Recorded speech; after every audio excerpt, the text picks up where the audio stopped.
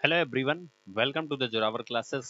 जैसा कि आप लोग जानते हो कि हम लोग अपनी बायोलॉजी की सीरीज को कंटिन्यू कर रहे हैं, जिसमें हम लोग टॉपिक डिस्कस कर रहे हैं लिविंग वर्ल्ड और इससे रिलेटेड जितने भी एमसीक्यूज हैं उसको हम लोग डिस्कस कर रहे हैं। लास्ट वीडियो में मैंने आप सब लोगों को बहुत अच्छे से डिफाइन कर दिया था कि कितनी। सो आज का पहला जो हमारा एमसीक्यू है वो आपके सामने है। Name an organism which contains single chromosome and cell division occurs through fission or budding।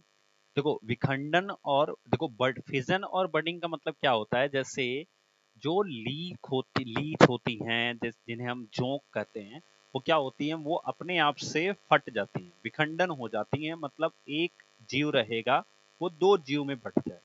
ठीक है, तो कहा गया है कि ऐसे जीव का नाम बताइए जिसमें केवल एकल गुणसूत्र होता हो, सिंगल क्रोमोसोम होता हो, और कोशिका विभाजन जो होता है वो कैसे होता है, फिजन या बडिंग के थ्रू होता है। तो ऐसे जीव का आपको नाम बताना है। अब देखिए, ये जो मैंने आपको बताया कि जिसमें सिंगल क्रोमोसोम हो, सिंगल क्रोमोसोम का मतलब क्या हो गया, जल्दी से पहले आप लोग आंसर करिए, पहले सब लोग आंसर करिए, फिर हम लोग डिस्कस करते हैं इसके ऑप्शंस के ऊपर। ठीक है, जल्दी से बताइए क्या आंसर होगा इसका। तो बिल्कुल बहुत सही आंसर बहुत सारे लोगों का आया है। इसका आंसर होगा प्रोकैरियोट्स। तो देखिए प्रोकैरियोट्स होते क्या हैं, इनको हिंदी में कहते हैं असीम केंद्रक। ध्यान से समझिएगा, हिंदी में इन्हें कहते हैं असीम केंद्रक। असीम केंद्रक का मतलब क्या होता है कि जिनकी न्यूक्लियस जो होता है ना, जिनके अंदर न्यूक्लियस जो होता है उसकी सीमा नहीं है, यानी उसमें कितने न्यूक्लियस हैं या हैं भी नहीं, इस सब चीजों के बारे में, मतलब एक दूसरी भाषा में आप कह सकते हो कि ये जो होते हैं वो अनडेवलप्ड सेल होते हैं। अनडेवलप्ड सेल होते हैं, अनडेवलप्ड सेल होते हैं। मैं एग्जांपल्स बताता हूं तो आपको ज्यादा समझ में आएगा। जैसे आपने नाम सुना होगा अमीबा का, जैसे आपने नाम सुना होगा अमीबा का, ठीक है। उसी तरह से फिर पैरामीशियम का आपने नाम सुना होगा, फिर आपने यूग्लिना का नाम सुना होगा। तो ये जो हैं ये सारे के सारे क्या होते हैं, प्रोकैरियोट्स के अंदर आते हैं। अब प्रोकैरियोट्स का सबसे अच्छा प्रॉपर्टी क्या है कि इसके अंदर सिंगल क्रोमोसोम होता है। अगर आपसे पूछा जाए कि प्रोकैरियोट्स में क्रोमोसोम्स की संख्या कितनी होती है, नंबर ऑफ क्रोमोसोम्स कितने होते हैं, तो नंबर ऑफ क्रोमोसोम जो होते हैं वो क्या होते हैं, वो सिंगल होते हैं। प्रोकैरियोट्स में नंबर ऑफ क्रोमोसोम कितने होते हैं, सिंगल होते हैं, यानी एक होते हैं। आप दूसरी चीज याद रखिए कि इनके अंदर जो सेल का डिवीजन होता है, मतलब ये जो जीव होते हैं जैसे अमीबा हुआ, युगलिना हुआ, पैरामीशियम हुआ, ठीक है, ब्लू ब्लू ग्रीन एल्गी हुआ, ये सब जो होते हैं जिसे बीजीए के नाम से जाना जाता है, ये सब किस तरह से अपनी तरह के जीव कैसे प्रकट करते हैं या कैसे वो पैदा करते हैं। तो ये दोनों, ये सब जो होते हैं ये अपनी तरह के जीव कैसे पैदा करते हैं, तो फिजन और बडिंग की तरह। अब देखो फिजन क्या होता है और बडिंग क्या होता है, इन दोनों का डिफरेंस समझाता हूं मैं आपको। फिजन जो होता है, ध्यान से समझिएगा, कि अगर मान लीजिए आपका कोई एक जीव है जो इस तरह से है, तो ये क्या होगा, ये बीच से ऐसे फटेगा और दो जीव बन जाएगा। ठीक है, ये बीच से एक इधर फटा और एक इधर फट के ऐसे दो जीव बन जाएगा। अब बडिंग क्या होता है, जैसे आप लोग देखे होंगे पौधे को देखिए, तो वो साइड से यहां से उसकी डाली निकली रहती है, फिर कहीं और से उसकी डाली ऐसे निकली रहती है। तो बडिंग क्या होता है कि कुछ ऐसे जीव होते हैं जो यहां से अपने अंदर से, बॉडी के अंदर से ऐसे अपनी तरह से जीव पैदा करते हैं, वो बडिंग की प्रोसेस में आते हैं। ठीक है ना। तो फिजन मतलब विखंडन हो जाना, बडिंग का मतलब बॉडी के किसी एक पार्ट से अपनी तरह के जीव को पैदा कर देना, तो वो बडिंग होता है। ठीक है, आई होप आपको क्लियर हुआ होगा।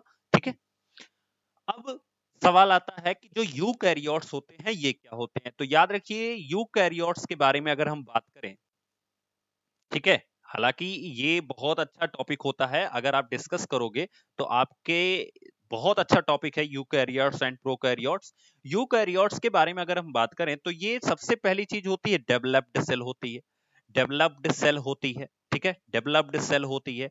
आप दूसरी तरफ पे प्रोकैरियोट्स को भी लिखते से चल सकते हैं, जिससे आपको कोई प्रॉब्लम ना हो।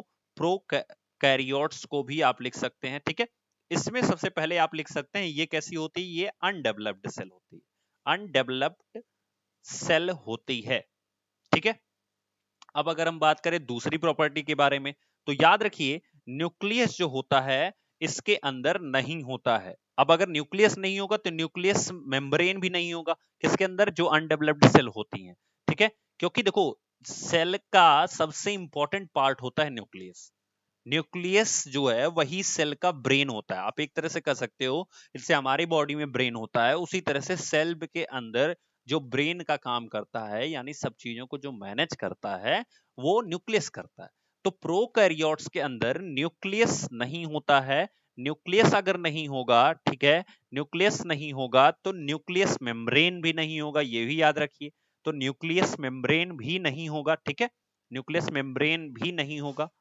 membrane is not present, is not present। अब अगर इसमें नहीं है तो इसका मतलब जो यूकैरियोट्स होते हैं इसमें न्यूक्लियस भी होता है और न्यूक्लियस मेम्ब्रेन भी होता है, यानी कि इसमें हम लिख सकते हैं nucleus and nucleus membrane is always present, is always present. याद रखिए इसमें क्या होते हैं कि न्यूक्लियस मेम्ब्रेन और न्यूक्लियस जो होते हैं ये दोनों के दोनों इसमें प्रेजेंट होते हैं।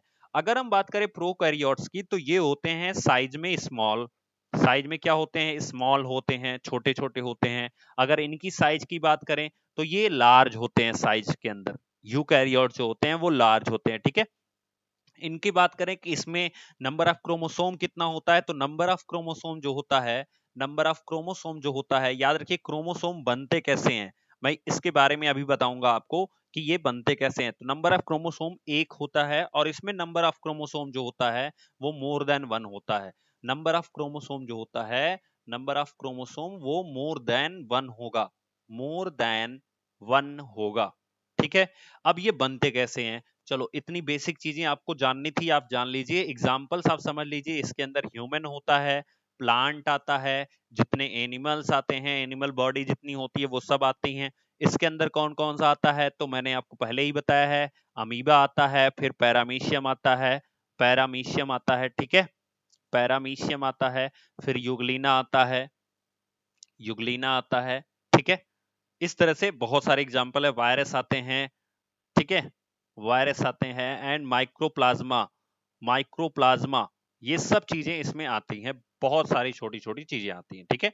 अब अगर हम बात करें कि इनके बीच में जो बेसिक डिफरेंस, जो सबसे इंपॉर्टेंट डिफरेंस होता है वो क्या होता है, तो याद रखिए कि जो प्रोकैरियोट्स होते हैं इसमें हिस्टोन नाम का प्रोटीन पाया जाता है, बहुत इंपॉर्टेंट है, इसको नोट कर लेना सब लोग कॉपी में। हिस्टोन प्रोटीन जो होता है वो प्रेजेंट होता है, हिस्टोन प्रोटीन जो होता है वो प्रेजेंट होता है, और इसमें हिस्टोन प्रोटीन नॉट प्रेजेंट होता है। याद रखिए, sorry, histone protein not present होता है प्रोकैरियोट में, और इसमें हिस्टोन प्रोटीन जो होता है वो प्रेजेंट होता है। मैं आपको बताने वाला था कि क्रोमोसोम्स कैसे बनते हैं, तो देखिएगा ध्यान से कि न्यूक्लियस के अंदर, न्यूक्लियस के अंदर एक और पार्ट होता है, मान लो ये न्यूक्लियस है किसी सेल का, सेल तो मान लो और बड़ी है, सबसे बड़ी है सेल, ठीक है, उसका ये पार्ट हो गया न्यूक्लियस। न्यूक्लियस के अंदर एक और पार्ट होता है जिसे न्यूक्लियोलस बोलते हैं, जैसे क्या बोलते हैं, न्यूक्लियोलस। और न्यूक्लियस मेम्ब्रेन से लेकर के और न्यूक्लियोलस तक एक क्रोमैटिन नेटवर्क जो होते हैं ये जुड़े रहते हैं। और जब ये क्रोमैटिन नेटवर्क नष्ट होते हैं, या कह सकते हो ये क्रोमैटिन नेटवर्क जब ये डिवाइड होते हैं या डेवलप होते हैं, तो यही क्रोमोसोम के रूप ले लेते हैं। ये जो क्रोमैटिन नेटवर्क, जो आपको जालियां ये वाली दिख रही हैं, यही क्रोमैटिन नेटवर्क हैं। जब ये डेवलप होते हैं तो ये किसका रूप ले लेते हैं, ये क्रोमोसोम्स का रूप ले लेते हैं। क्लियर हो गया, ये किसका रूप ले लेते हैं, क्रोमोसोम का रूप ले लेते हैं, ठीक है। तो याद रखिए क्वेश्चन आपसे पूछा जाता है कि क्रोमोसोम्स कहां से पैदा होते हैं, तो ये जो क्रोमैटिन नेटवर्क है, क्या है, क्रोमैटिन नेटवर्क है, जो कि कहां से कहां तक पाया जाता है, क्रोमैटिन नेटवर्क जो होते हैं ये न्यूक्लियस मेम्ब्रेन से लेके न्यूक्लियोलस के बीच में क्रोमैटिन नेटवर्क जो होते हैं, इन्हीं के डेवलप्ड रूप जो है वो क्रोमोसोम होता है, ठीक है। जिसमें आप डीएनए, आरएनए, ये सब चीजें डिस्कस करेंगे हम लोग जब हम अनुवांशिकी पढ़ेंगे, उसके अंदर हम डिस्कस करेंगे। सेल के बाद हमारा अगला सेक्शन वही रहेगा, जब सेल के क्वेश्चन आंसर हम लोग कर लेंगे तो उसी को पढ़ेंगे, ठीक है। तो आई होप आपको समझ में आया होगा, प्रोकैरियोट्स एंड यूकैरियोट्स काफी अच्छे से आपने समझ लिया होगा। अगर आपके एग्जाम में यहाँ से कोई चीज आए गई तो उसका आंसर आप लोग बताइएगा। याद रखिए आपका होमवर्क जो है वो इस टॉपिक से होमवर्क ये है, नंबर फर्स्ट आप लिखिए जल्दी से, कि जो जो ह्यूमन बॉडी की सबसे लार्ज सेल होती है, ह्यूमन बॉडी की सबसे लार्ज सेल का क्या नाम है? सबसे लार्ज सेल ह्यूमन बॉडी का कौन सा होता है? एंड इसी के साथ आपको यह भी बताना है कि ह्यूमन बॉडी का सबसे स्मॉल सेल क्या होती है, उसका क्या नाम होता है, सबसे स्मॉल सेल जो होती है वो क्या होती है। एंड याद रखिए आपको यह भी बताना है साथ ही साथ number of cell in human body, आपको यह भी बताना है number of cell in human body के अंदर कितनी कोशिकाएं होती हैं, आपको यह भी बताना है, ठीक है। एंड साथ ही साथ आपको बताना है कि सबसे लंबी कोशिका, याद रखिए मैं क्या पूछ रहा हूं, 1 2 3 क्वेश्चन हो गए, ये चौथा क्वेश्चन है आपका। सबसे लंबी कोशिका किसकी होती है? सबसे लंबी कोशिका, मैं ह्यूमन बॉडी में नहीं पूछ रहा हूं, मैं ऐसे नॉर्मल पूछ रहा हूं। सबसे लंबी कोशिका किसकी होती है, या कौन सी किसका सबसे लंबी कोशिका होती है, उसके बारे में आपको बताना है। मैं बड़ी नहीं पूछ रहा हूं, मैं लंबी पूछ रहा हूं, आपको बताना है, ठीक है। चलिए मूव करते हैं नेक्स्ट क्वेश्चन पे। तो लिखा गया ब्लू ग्रीन एल्गी, जिसे शॉर्ट फॉर्म में BGA भी बोलते हैं, और ये सब के सब क्या है? प्रोकैरियोट्स हैं। प्रोकैरियोट्स हैं ये, पहले ही मैं बता दिया, देखो इसका आंसर ही पहले आपको बता दिया, क्योंकि अभी थोड़ी देर पहले मैंने आपको पढ़ाया भी है कि प्रोकैरियोट्स और यूकैरियोट्स होते क्या हैं। तो इसके आंसर तो आपको खुद पता चल गए कि प्रोकैरियोट्स है ये, तो इसमें ज्यादा कुछ हमें डिस्कस करना ही नहीं है। बट याद रखिए ब्लू ग्रीन एल्गी के बारे में अगर हम बात करें कि जो शैवाल होते हैं इनके बारे में अगर हम बात करें, शैवाल जो होते हैं यानी कि जो एल्गी होते हैं सबसे ज्यादा फोटोसिंथेसिस ये करते हैं। याद रखिएगा ये क्वेश्चन बहुत इंपॉर्टेंट है कि सर्वाधिक प्रकाश संश्लेषण किसके द्वारा किया जाता है? सर्वाधिक प्रकाश संश्लेषण जो है वो एल्गी के द्वारा यानी कि शैवाल के द्वारा किया जाता है, ठीक है। संश्लेषण जो है वो शैवाल के द्वारा किया जाता है। याद रखिए एक और चीज कि जब फंगी और एल्गी ये जब मिलते हैं, ठीक है, तो ये किसका निर्माण करते हैं? तो ये लाइकेन का निर्माण करते हैं। किसका निर्माण करते हैं? लाइकेन का। और याद रखिए इसी लाइकेन का यूज लिटमस पेपर बनाने में, कौन सा पेपर बनाने में? लिटमस पेपर बनाने में, जो कि एक तरह से सूचक का काम करता है। सूचक मतलब इंडिकेटर। जब आप लोग पढ़ रहे होंगे 6 या 7th में, तो वहां पे इस पेपर का यूज करना बताया गया होगा, जब हम ये पता लगाते हैं कि एसिड और बेस क्या है, कौन सा लिक्विड एसिड है, कौन सा लिक्विड बेस है, इसका पता लगाने के लिए हम लिटमस पेपर का यूज करते हैं। और लिटमस पेपर कैसे बनता है? तो लाइकेन से बनता है। और लाइकेन कैसे बनता है? तो फंगी और एल्गी से बनता है। और याद रखिए जो लाइकेन है इसे हम सहजीवी भी कहते हैं, इसे हम क्या कहते हैं? सहजीवी भी कहते हैं, ठीक है। क्यों? क्योंकि ये फंगी से और शैवाल से मिलकर बना होता है। ये कवक से क्या क्या लेता है, यानी कि ये जो फंगी होती है ये कवक से, पता है, ये वाटर लेता है, पानी जो होता है ये कवक से लेता है, मिनरल्स जो होते हैं वो भी ये कवक से लेता है। तो लाइकेन जो होता है वो एक तरह से सिम्बायोटिक आप कह सकते हो कि यानी कि ये सहजीवी संबंध रखता है, ठीक है। उनसे पानी और विटामिन और खनिज लवण ये सारी चीजें लेता है। और जो शैवाल होता है उसका क्या काम होता है? तो प्रकाश संश्लेषण का काम करता है, ठीक है। और इससे जो कार्बोहाइड्रेट का निर्माण होता है वो कवक जो होता है, कवक को ये लोग कार्बोहाइड्रेट बना के देते हैं। कौन बनाएगा भाई? सिंपल है, जो प्रकाश संश्लेषण करेगा वो कार्बोहाइड्रेट बनाएगा, ठीक है। तो सबसे ज्यादा जो प्रकाश संश्लेषण होता है वो एल्गी में होता है, शैवाल के अंदर होता है। Litmus paper as a indicator use किया जाता है। ये कैसे बनता है? लाइकेन से बनता है। लाइकेन कैसे बनता है? तो फंगी और एल्गी के कॉम्बिनेशन से लाइकेन का निर्माण होता है। चलिए मूव करते हैं नेक्स्ट क्वेश्चन पर। तो 5वां क्वेश्चन है plant cell wall is mainly composed of. एक प्लांट सेल वॉल जो होती है वो किस रूप से या किस चीज से बनी हुई होती है? एक प्लांट सेल वॉल जो होती है, बहुत आसान है, जल्दी से आंसर बता दो। एक प्लांट सेल वॉल जो होती है वो किस चीज से बनी हुई होती है? तो बिल्कुल सही आंसर है आप लोगों का। प्लांट सेल वॉल जो होती है वो सेलुलोज से बनी होती है। हम सेलुलोज का यूज कहाँ करते हैं? तो याद रखिए कागज बनाने में हम सेलुलोज का यूज करते हैं। कागज के उत्पादन में जो हम पेपर बनाते हैं उसमें हम सेलुलोज का यूज करते हैं, ठीक है। याद रखिए कि जो सेल वॉल होती है बेसिकली जो सेल वॉल होती है ये केवल प्लांट्स में ही पाई जाती है, ये याद रखना आप लोग। सेल वॉल जो होती है वो प्लांट में ही पाई जाती है, ठीक है। तो सवाल आता है सर तो एनिमल बॉडी में क्या होती है, तो वो सेल मेम्ब्रेन पाई जाती है। सेल मेम्ब्रेन जो होती है वो दोनों में पाई जाती है। सेल मेम्ब्रेन जो होती है वो प्लांट एंड एनिमल बॉडी दोनों में पाई जाती है, बट जो सेल वॉल होती है वो किस में पाई जाती है, केवल और केवल प्लांट में पाई जाती है। और याद रखिए जो सेल वॉल होती है ये 3 लेयर्स में पाई जाती है। बहुत ध्यान से ये चीजें नोट कीजिएगा, मैं इतनी डिटेल में आपको करा रहा हूं कि ये सारी चीजें आपके एग्जाम में अगर आ भी जाए तो आप सब कुछ बता सकते हो, ठीक है। कौन कौन से लेयर्स में, जैसे मान लो कोई पेड़ है तो आपने देखा होगा उसकी जो ऊपर की छाल होती है, ठीक है, तो उस छाल को जब आप देखे होंगे तो ऊपर एकदम सख्त होता है, उसके बाद थोड़ा मुलायम होता है, अंदर जाके थोड़ा और ज्यादा मुलायम हो जाता है।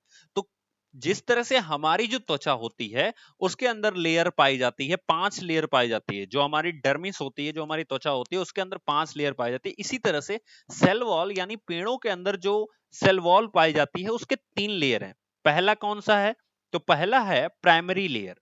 पहला है प्राइमरी लेयर। अब इस प्राइमरी लेयर की क्वालिटी क्या होती है या किससे बनी होती है, तो प्राइमरी लेयर जो होती है ये बनी होती है सेलुलोज से। देखिए अगर क्वेश्चन एग्जामिनर को आपके साथ मजाक करने का मन होगा तो इसी तरह से पूछेगा। सेलुलोज और लिपिड से बनी होती है। किससे बनी होती है, सेलुलोज और लिपिड से बनी होती है। दूसरी जो लेयर है उसे हम बोलते हैं यस लेयर या सेकेंडरी लेयर, आप इसको लिख सकते हैं। इसे मिडिल यानी बीच वाली जो लेयर होती है इसको बोलते हैं हम, ठीक है, मिडिल की जो लेयर होती है। अब ये किससे बनी होती है, तो ये लिग्निन नामक पदार्थ से, याद रखिए लिग्निन नामक से पदार्थ से या लिग्निन से बनी होती है। लिग्निन का मतलब क्या होता है, तो जो गोद होता है, जैसे आप लोग देखते होंगे कभी पेड़ को थोड़ा सा काटो तो उसके अंदर से एक चिपचिपा सा पदार्थ निकलता होता है, ठीक है ना, तो गोद होता है। तीसरी जो लेयर होती है, ध्यान से सुनिएगा, उसे हम टी लेयर बोलते हैं। ट्राइस आप कह सकते हो थर्ड लेयर होती है ये, ठीक है। तो ये जो टी लेयर होती है इसे हम बोलते हैं आउटर लेयर। क्या बोलते हैं, आउटर लेयर, यानी कि जो बाहर पेड़ के बाहर आपको दिखाई देती होगी, आप ऐसे समझ लो, उसे हम आउटर लेयर बोलते हैं। ये किससे बनी होती है, तो ये डेड प्रोटोप्लाज्म से बनी होती है।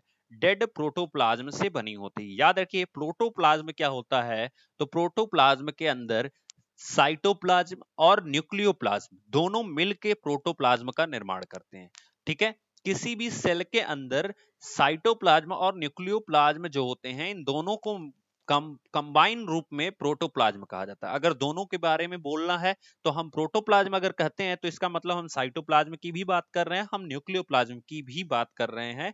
साइटोप्लाज्म क्या होता है और न्यूक्लियोप्लाज्म क्या होता है, तो मान लीजिए ये एक सेल है, ठीक है, और इसके अंदर ये न्यूक्लियस है, ठीक है। अब ये जो द्रव होता है यहाँ पे, यानी कि सेल मेम्ब्रेन से लेकर के न्यूक्लियस मेम्ब्रेन तक जो द्रव होता है इसे हम क्या कहते हैं, साइटोप्लाज्म कहते हैं। क्या कहते हैं, साइटोप्लाज्म कहते हैं, ठीक है। और जो इस न्यूक्लियस के अंदर द्रव भरा होता है इसे हम न्यूक्लियोप्लाज्म कहते हैं। इसे क्या कहते हैं, न्यूक्लियोप्लाज्म कहते हैं, न्यूक्लियोप्लाज्म कहते हैं, ठीक है। लेकिन जब हम इस पूरे सेल के अंदर जो फ्लूइड भरा होता है जब उसकी बात करते हैं तो उसे हम बोलते हैं प्रोटोप्लाज्म। उसे हम क्या कहते हैं, प्रोटोप्लाज्म कहते हैं। इसका मतलब क्या हो गया कि प्रोटोप्लाज्म जो होता है वो साइटोप्लाज्म और न्यूक्लियोप्लाज्म से मिलकर बना हुआ होता है। क्लियर हो गया। चलिए अब देखिए ये जो सेल वॉल होती है उसका स्ट्रक्चर क्या होता है, उसका काम क्या होता है। अगर हम बात करें सेल वॉल का काम क्या होता है तो इसके हम काम की बात करें, फंक्शन की बात करें, तो ये जो पेड़ होते हैं, पौधे होते हैं, उनको रिजिडिटी देती है। रिजिडिटी यानी कि दृढ़ता प्रदान करती है, रिजिडिटी देने का काम होता है, ठीक है। एंड याद रखिए ये क्या करती है कि बाहर के जो अटैक होते हैं, जैसे बाहर से कोई अगर पेड़ पे अटैक हुआ, जैसे कोई कीड़े आए या उसको खोद रहे हैं, ठीक है, तो उससे ये उसे प्रोटेक्ट करती है। यानी कि आप कह सकते हो कि आउटर अटैक से प्रोटेक्ट करने का काम करती है। भाई सिंपल है, जैसे हमारी त्वचा होती है हमें बाहरी घावों से बचाने के लिए काम सबसे पहले अपने आप को आगे लाती है, उसी तरह से सेल वॉल जो होती है वो प्लांट्स को बाहरी घाव से बचाने के लिए अपने आप को आगे लाती है, ठीक है। एंड अब बात रही प्रोटीन के बारे में, तो बहुत बार मैं पढ़ा चुका हूं प्रोटीन के बारे में, और स्टार्च के बारे में भी मैंने आपको बहुत बार पढ़ा दिया है। सो आप लोग वहां से देख सकते हैं, विजिट कर सकते हैं। चलिए मूव करते हैं नेक्स्ट क्वेश्चन के ऊपर। अगला क्वेश्चन है हमारे सामने, lysosomes are known as suicidal bags. जो लाइसोसोम होते हैं उन्हें सुसाइडल बैग्स के नाम से जाना जाता है, सबको पता है, लेकिन ऐसा क्यों होता है इसके बारे में आपको आंसर करना है। भाई सिंपल है, ये दुनिया जानती है कि लाइसोसोम को सुसाइडल बैग के नाम से जाना जाता है, लेकिन ये क्यों जाना जाता है वो रीजन आपको बताना है। जल्दी से आंसर बताइए क्या होगा इसका। बहुत अच्छा सवाल है ये, जल्दी से बताइए सब लोग, ठीक है। तो आप लोग जब तक आंसर बताएंगे तब तक मैं आपको लाइसोसोम के बारे में थोड़ी चीजें बता देता हूं। आपको खुद पता चल जाएगा ये चीजें क्यों होती हैं। देखिए लाइसोसोम का काम क्या होता है। जैसे मान लीजिए आपकी बॉडी के अंदर, जैसे मान लीजिए आपके घर में कोई भी चीज खराब हो जाती है तो आप उसको रखते हैं। आपके पास दो ऑप्शन होता है। अगर कोई चीज आपके घर में खराब हो गई है तो आपके पास दो ऑप्शन होता है। एक, आप उसे रिपेयर कर दो। एक क्या कर दो, रिपेयर कर दो। दूसरा ऑप्शन क्या होता है कि उसको हटा के एक नई चीज लेते आओ, कोई न्यू चीज लेते आओ जो उसकी जगह पे आ जाए, ठीक है। तो ये दोनों काम जो होता है वो लाइसोसोम करता है किसी भी सेल के अंदर। मान लीजिए एक सेल है और उस, अब सेल का मतलब क्या होता है, जो कोशिका होती है। अब आपको चोट लग गई, आपकी बॉडी में कहीं पे चोट लगी। पहली चीज तो ये जान लीजिए लाइसोसोम केवल ह्यूमन बॉडी में पाया जाता है, ये चीज नोट कर लीजिए, ठीक है। लाइसोसोम जो होता है वो ह्यूमन बॉडी में ही सिर्फ पाया जाता है। तो अगर आपको चोट लग गई, सपोज करो आपको चोट लग गई, तो उस जगह की जो सेल होगी वो डेड हो जाएगी। जैसे कहीं पे कट जाता है तो आप देखिए फिर से वो नए नए काले काले से चमड़े आते हैं, तो वो जो सेल होगी वो डेड हो जाएगी। तो लाइसोसोम का काम क्या होता है कि जो सेल डेड हो गई है उसे हटा देना, उसे नष्ट कर देना, डिस्ट्रॉय करना, और उसकी जगह नई सेल अपने आप आ जाती है। नई सेल के लिए आपको प्रॉब्लम नहीं होती है, लेकिन लाइसोसोम का काम ही होता है रिपेयर करना। इतना याद रखिए, लाइसोसोम का काम होता है रिपेयर करना। जो भी सेल खराब हो जाएगी या जो भी सेल काम करने लायक नहीं रह जाएगी उसको वो रिपेयर करेगा या तो हटा देगा। तो कभी कभी क्या होता है, ये सेल को हटाने के चक्कर में खुद को हटा लेता है, इसीलिए इसे सुसाइडल बैग कहा जाता है, ठीक है। सेल को हटाने के चक्कर में कभी कभी ये क्या करता है, खुद को भी हटा लेता है, तो इसलिए इसे क्या कहते हैं, सुसाइडल बैग कहते हैं। और ये जो हटाने की प्रोसेस है, ध्यान से समझिएगा, ये जो हटाने की प्रोसेस है, जो ओल्ड सेल को ये डिस्ट्रॉय करता है, ठीक है, ये जो प्रोसेस है इसी को हाइड्रोलिटिक एक्टिविटी कहते हैं। इसी को हम क्या कहते हैं, हाइड्रोलिटिक एक्टिविटी कहते हैं। तो हमारा ऑप्शन जो होगा कि लाइसोसोम जो होता है सुसाइडल बैग के नाम से जाना जाता है। ऐसा क्यों होता है, क्योंकि हाइड्रोलिटिक एक्टिविटी से ये सेल को, जो डैमेज्ड सेल होती है उनको हटाने का काम करता है, डिस्ट्रॉय करने का काम करता है, और उसको डिस्ट्रॉय करते करते कभी कभी अपने आप को भी ब्लास्ट कर लेता है। तो इसकी वजह से इस प्रोसेस को हम क्या कहते हैं, हाइड्रोलिटिक एक्टिविटी कहते हैं। और लाइसोसोम जो सुसाइडल बैग के नाम से जाना जाता है वो इसी गतिविधि के नाम से जाना जाता है, सुसाइडल बैग, आत्मघाती बैग के नाम से जाना जाता है। मतलब सेल के अंदर आत्मघाती बैग जो होता है वो यही होता है। सो फ्रेंड्स, अगर अभी तक आपने अपने व्हाट्सएप नंबर से, इस व्हाट्सएप नंबर पे अपना नाम और जिस भी पोस्ट के लिए आप तैयारी कर रहे हो वो आपने नहीं भेजा है, तो आप भेज सकते हैं, जिससे आपको व्हाट्सएप के ब्रॉडकास्ट ग्रुप से जोड़ दिया जाएगा। अगर आप पहली बार आए हैं तो प्लीज चैनल को लाइक कर दीजिए, सब्सक्राइब कर लीजिए एंड शेयर जरूर कीजिएगा। एंड साथ ही साथ अगर आपको वीडियो पसंद आ रही है तो एक बार जरूर बताइएगा। और अगर आप लोगों ने अभी तक हमारे केबीएस का जो कोर्स है उसमें अपने आप को इनरोल नहीं किया है तो आप फटाफट कर लीजिए, क्योंकि 900 प्लस स्टूडेंट ने अपने आप को हमारे केबीएस के कोर्स के अंदर इनरोल कर लिया है, जिससे वो अपनी 300 प्लस वीडियोस को देख के अपनी तैयारी बनाए हुए हैं। और वो जैसे ही नोटिफिकेशन आएगा वो एमसीक्यूज को करना शुरू करेंगे, ठीक है। सो प्लीज जल्दी से जल्दी इनरोल कीजिए। एंड साथ में आप लोग चैनल को भी पढ़ते रहिए, जो भी एमसीक्यू कराए जा रहे हैं उनको भी देखते रहिए। जो लोग पहले से देख रहे हैं वो लोग तो जरूर पढ़ते रहें, उनको जो भी होमवर्क मिलता है वो मुझे लिख के भेजते रहेंगे, जो टेलीग्राम ग्रुप है उसके थ्रू, ठीक है। चलिए मूव करते हैं नेक्स्ट क्वेश्चन पे। तो लिखा गया, the spherical structured organelle that contains the genetic material is. तो आपको बताना है एक ऐसा ऑर्गेनल है, एक ऐसा कह सकते हो कि एक ऐसा ऑर्गन है सेल के अंदर जिसका स्ट्रक्चर जो है वो कैसा है, स्फेरिकल है, गोलाकार है, ठीक है। लेकिन वो क्या करता है, वो जेनेटिक मटेरियल को कंटेन करता है, अनुवांशिक जो सामग्री होती है उसको कंटेन करता है। तो ऐसा कौन सा मटेरियल जो अनुवांशिक सामग्री को कंटेन करता है, जल्दी से बताइए। एंड मैं इसके ऊपर आपको क्वेश्चन भी दे सकता हूं ये आपका होमवर्क क्वेश्चन रहेगा, ठीक है, ये आपका होमवर्क क्वेश्चन रहेगा। इसके साथ ही साथ ये जो 8वां नंबर है, ये भी आपका होमवर्क क्वेश्चन रहेगा, इसको भी आपको बताना है कि इसका आंसर क्या होगा। बहुत आसान आसान सा है कुछ नहीं। सेल वॉल के बारे में मैंने आपको बता ही दिया है, राइबोसोम के बारे में भी मैंने आपको बता दिया है डिटेल में, न्यूक्लियस के भी बारे में बता दिया है, एंड लास्ट वीडियो में मैंने माइटोकॉन्ड्रिया के बारे में भी बताया था।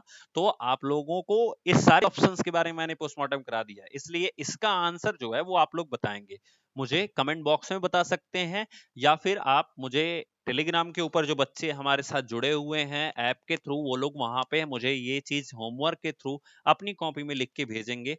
एंड साथ ही साथ 8वां नंबर क्वेश्चन है, जैसे लिखा गया, protoplasm found inside the nucleus is known as. जो प्रोटोप्लाज्म होता है वो न्यूक्लियस के अंदर पाया जाता है, वो किस नाम से जाना जाता है? जो प्रोटोप्लाज्म है वो और किस नाम से जाना जाता है? मतलब जो न्यूक्लियस के अंदर प्रोटोप्लाज्म पाया जाता है उसे किस नाम से जानते हैं, ये भी मैंने आपको पढ़ा रखा है, अभी जस्ट थोड़ी देर पहले मैंने पढ़ाया है। अगला है, animal cell differs from plant cell in in possessing. किस रूप में या किस तरह से जो एनिमल सेल होती है वो प्लांट सेल से डिफरेंस होती है? क्या चीज होती है जो उसे डिफरेंट बताती है, डिफरेंट बनाती है, वो आपको बताना है ऑप्शन में। आपका होमवर्क है ये भी। एंड लास्ट क्वेश्चन, ये भी आपका होमवर्क है, Golgi apparatus is found virtually in all cells which are in nature. Golgi apparatus जो होता है वो पाया जाता है जो कि नेचर में है, सेल के नेचर में है। तो आपको बताना है किस तरह की सेल में गोल्जी apparatus जो होता है वो पाया जाता है, ये आपको बताना है, ये भी आपका होमवर्क है, ठीक है। तो thank you friends, I hope आप लोग क्लास को एंजॉय किए होंगे, अच्छे से पढ़े होंगे, और एक बार जरूर बताइएगा कि आपको क्या चीजें समझ में नहीं आ रही हैं, और क्या ये जो सीरीज चल रही है वो आपको अच्छी लग रही है। कल नेक्स्ट वीडियो में मिलेंगे नेक्स्ट क्वेश्चन आंसर के साथ, तब तक के लिए थैंक यू सो मच।